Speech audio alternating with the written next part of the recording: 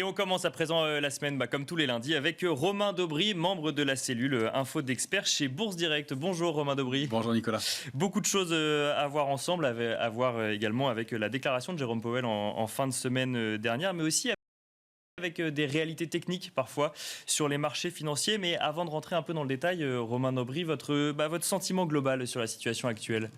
On a des choses qui sont un peu accélérées en fin de semaine dernière.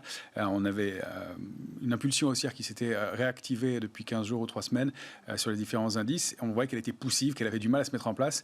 Et les éléments après l'échéance, la réunion de la Fed de mercredi ont entraîné les marchés dans des signaux de désorientation un peu. On l'a vu dès jeudi avec un indice parisien qui partait un peu dans tous les sens, qui formait des structures d'élargissement très courtes, mais qui montrent que le marché ne sait pas très bien où il va. Et ce que vous disiez de déboussoler, c'est le terme du moment. Déboussoler, désorienter, effectivement. C'est désorienté, j'allais le dire. Voilà, il y a contre-pied, sont les mots du moment. Il y a des marchés qui se cherchent un peu, alors avec une accélération baissière marquée, alors qui est différente de celle qu'on a connue des consolidations précédentes, je pense, parce que déjà il y a une question de période. On est dans une période de l'année dont on sait pendant laquelle les marchés sous-performent généralement, et puis après une progression de 20% à Paris, d'une part, parce qu'on vient de toucher une cible sur l'indice CAC 40 futur, 6652 points sur le futur CAC 40, c'était un objectif. Et on a oscillé autour. On a fait une petite accélération à 6677 points, mais avant de marquer cette baisse, d'entamer cette baisse un peu marquée. Et puis, les banquiers centraux sont effectivement exprimés, même si on attend pas mal de discours cette semaine qui vont permettre de préciser, mais bon, on a quand même la tendance générale donc voulue par la politique, enfin par la Réserve fédérale américaine. Manifestement, et ça laisse un peu les opérateurs un peu pantois, d'après ce qu'on lit graphiquement et techniquement, avec beaucoup de contre-pieds sur quasiment tous les actifs. Et puis, il y a ce phénomène technique de l'échéance des marchés dérivés qui avait lieu notamment sur l'Eurostoxx, c'est le gros indice en Europe, vendredi à midi, et à partir duquel on a vu, au moment de l'échéance de l'Eurostoxx, entre 11h50 et midi, une accélération baissière marquée qui a commencé à se mettre en place et qui ne s'est pas démentie de la journée, avec un indice CAC 40 qui a suivi, pour lequel l'échéance avait lieu à 16h. Donc, qui est venu accentuer finalement en fait, cette idée de désorientation et de marché qui ne savait pas trop dans quelle direction aller. Et il y a eu cette échéance technique juste derrière, et c'est là en fait qu'on a vu la tendance en fait dégringoler. C'est peut-être un peu fort, mais en tout cas reculer. Voilà, pour l'instant, on est dans une situation où on va devoir. L'enjeu, ça va être de déterminer si on va assister à une consolidation. Je pense qu'on a assisté à un point haut à court terme, en tout cas, vraiment à court terme, à quelques jours, peut-être quelques semaines, mais qu'on va voir si c'est une consolidation latérale qui va se mettre en place, avec des niveaux bien identifiés et quelque chose qui va se faire assez sagement. Je pense qu'il y aura, dans tous les cas, de la volatilité à l'intérieur de cette consolidation. En revanche, de voir si ce ne sera pas une consolidation un peu plus marquée, c'est-à-dire qu'au lieu de consolider de 3 à 4%, ce serait plutôt de l'ordre de 6 ou 7%. Voilà à peu près les enjeux. Je ne pense pas que ça aille plus loin, parce qu'on a ce consensus global, on le sait depuis le mois d'avril, mai dernier, où les gestions, les gros opérateurs ont décidé d'alléger, d'écréter un peu et de se laisser porter. Donc d'où ces mouvements poussifs et très techniques qu'on a connus jusque-là, d'où l'accélération baissière assez technique et liée à l'échéance des marchés dérivés, je pense aussi. Et maintenant, de savoir si on va réussir à se maintenir dans cette zone, ces niveaux techniques. Donc sur le futur CAC 40, on a vu qu'on avait une zone bien identifiée sur les options entre 6003 et 6600 points. On va voir si on arrive à la défendre. À l'intérieur de cette zone-là, on sait qu'il y a un peu de couverture, même si on arrive sur le mois de juillet avec beaucoup moins de couverture que sur les échéances précédentes. Donc on a ce rythme, mais pour l'instant, on voit bien que la zone 6003-6006 est bien identifiée. L'accélération baissière, elle s'est stoppée à l'intérieur de cette zone, et on est en train d'aller chercher la borne haute. Donc on va le regarder en détail après, mais les niveaux techniques, c'est 6345, 6583, et on voit qu'on a été rechercher 6583 dans ce rebond de ce matin. Pour l'instant, on est en train d'hésiter.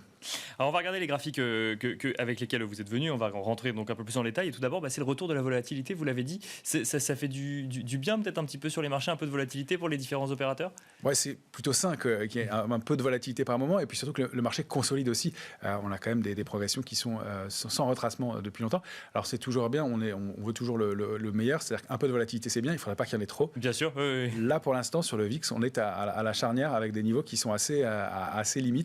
On revient au contact des 21,50, qui est le niveau que vous avez ici, qui était notre niveau de bascule sur le VIX. On le voit bien, on a oscillé autour pendant une bonne partie du début de l'année, avec quelques pics au-dessus. Et là, on revient juste en dessous, 20,80, et on s'en approche. Donc, le risque, c'est effectivement au franchissement de 21,50 d'aller chercher des niveaux de volatilité à 28 et voir le haut du canal que vous voyez en bleu, au sein duquel on évolue. Alors, on a plusieurs signaux qui nous laissent dans le doute. C'est qu'on n'est pas allé chercher la borne basse du canal cette fois-ci.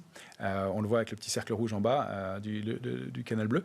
On se rapproche des 21,50 et par ailleurs, là je n'ai pas indiqué les indicateurs techniques, je ne les ai pas ajoutés sur ce graphique, mais on voit qu'il y a des divergences haussières, c'est-à-dire que le VIX a formé de nouveaux plus bas par rapport à ses points bas précédents, mais en revanche les indicateurs, les oscillateurs indiquent le contraire. Donc si on prend par exemple le MACD en hebdomadaire, lui il a formé de nouveaux plus hauts, donc il y a une divergence entre le VIX et les indicateurs, ça peut être aussi un signe d'alerte. Donc tant qu'on reste sous 28, qu'on va chercher peut-être le haut du canal, ça restera un peu brutal, mais assez canalisé. Ça va être notre curseur, en fait, de repasser au-dessus de 21,50.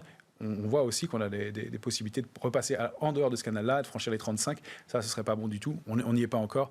Ce n'est pas le scénario principal, mais on surveille tout ça. Donc, un peu de volatilité, oui, pas trop. Pas trop de volatilité, c'est ça. Toujours une question d'équilibre sur les marchés financiers. Direction les États-Unis à présent, Romain Debry, avec des tendances finalement assez différentes qu'on regarde le Dow Jones ou le Nasdaq 100. Oui, alors là pour une fois, j'ai pris le Dow Jones parce qu'on a une structure graphique de retournement baissière qui s'est mise en place depuis maintenant le mois d'avril dernier. On considère quasiment que le Dow Jones n'avait rien fait à part marquer un plus haut, mais il évoluait dans un trading range. Et vous voyez cette structure de retournement baissière. Alors, ça peut être un double top, ça peut être aussi une épaule tête-épaule. Elle est très moche, on voit qu'elle est assez décalée avec une toute petite épaule à gauche, une épaule très large à droite, un sommet qui est quasiment au niveau de l'épaule de droite, mais des niveaux de prix bien identifiés par le marché avec un gap baissier, une ouverture sous la ligne de coût et une accélération baissière marquée et la fin de la semaine au plus bas, quasiment sur son support à 33 220 points.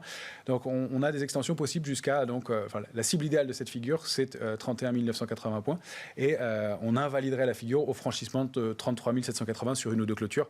Ça, ce serait l'invalidation du moment. On voit que pour l'instant, le marché hésite, ne sait pas trop ce qu'il en est.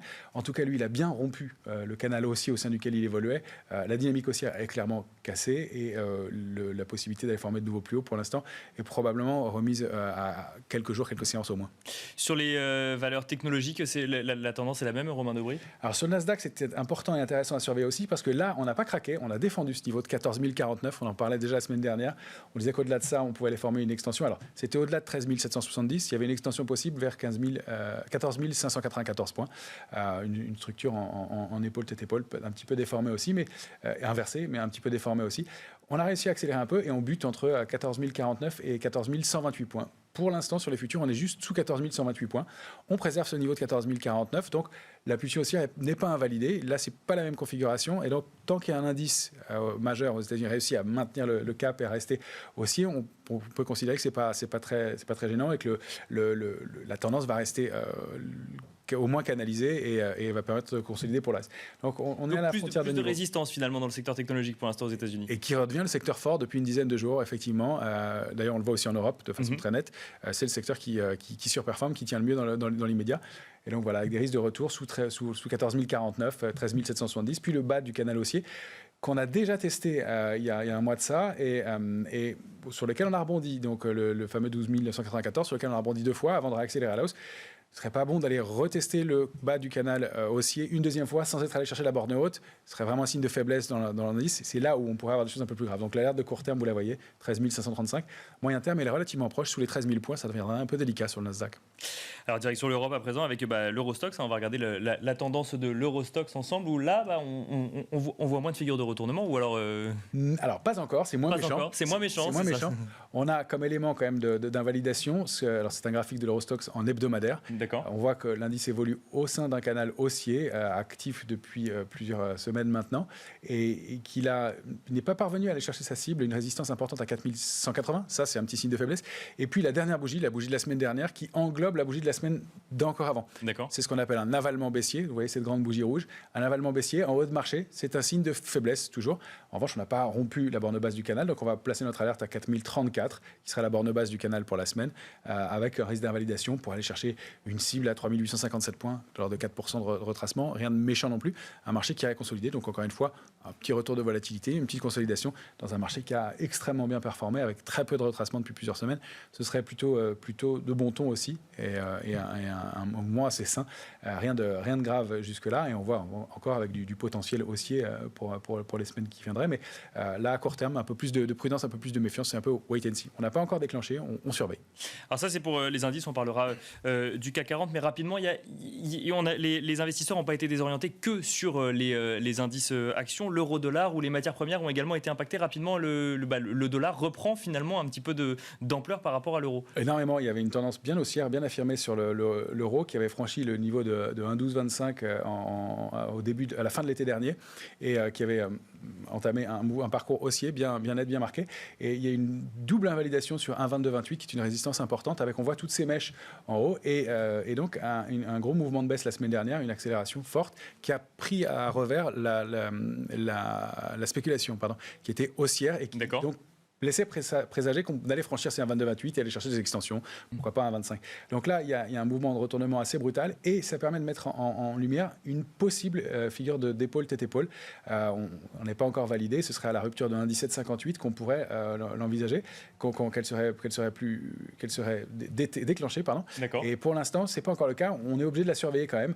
On défend des niveaux importants et c'est toujours le même état d'esprit à surveiller, mais il y a des niveaux d'alerte un peu plus marqués possibles, avec des retours un peu marqués cette fois-ci sous 1,1225, entre 1,1104 et 1,1225, donc des mouvements d'invalidation qui pourraient être assez importants, oui.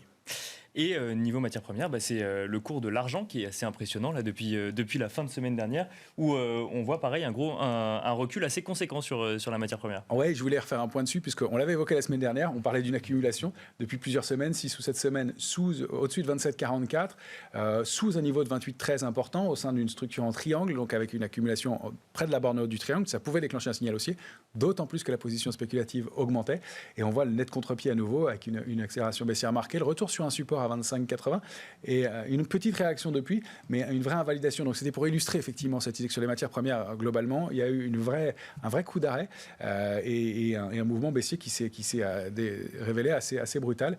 Donc contre-pied sur ça et beaucoup d'autres actifs, ouais, effectivement. Et pour conclure, Romain Aubry, sur le CAC 40, donc qui se reprend ce matin. Qui réagit un peu. Alors là, vous avez une photographie du futur CAC 40 à vendredi soir. D'accord. C'est un graphique en 14 heures, toujours 14 heures parce que le futur ouvre à 8 heures, ferme à 22 heures. Ça fait une séance de cotation de 14 heures. On voit cette structure de triangle inversé, clairement, avec donc ces signaux d'orientation. On est allé déborder un peu la borne haute et puis pour accélérer. Ce qu'on dit toujours, c'est une figure qui est difficile à travailler, le triangle inversé, parce que vous voyez que les bornes sont mal respectées. En revanche, ça se traduit 9 fois sur 10 par une accélération baissière marquée. C'est bien le cas ici.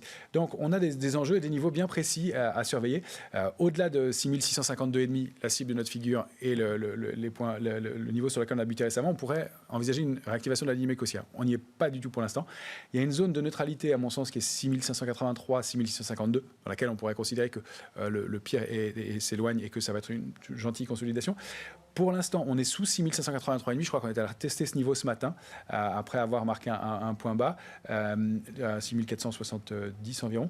Là, on est 76. Là, on est dans une zone qui est la zone baissière, couverte de court terme. C'est-à-dire qu'entre 6346 et 6583, on sait qu'il y a de la couverture, de la protection dans les portefeuilles. C'est pas énorme, mais il y en a. Et les investisseurs se laisseraient porter dans un mouvement un peu baissier. Ça pourrait être la zone idéale de consolidation. C'est en dessous de 6346 que c'est plus gênant, puisque là, on sait qu'il n'y a pas de couverture, pas de protection, jusqu'à la zone 5008-6000, où là, il y a un vide, peu d'intérêt et un risque d'accélération baissière un peu plus marqué. Donc, ce sont les grandes zones qu'on va surveiller pour la semaine, neutres, baissières à court terme et à alerte vraiment sous 6350, qui serait pas bon d'enfoncer au risque d'accélérer un peu plus fort.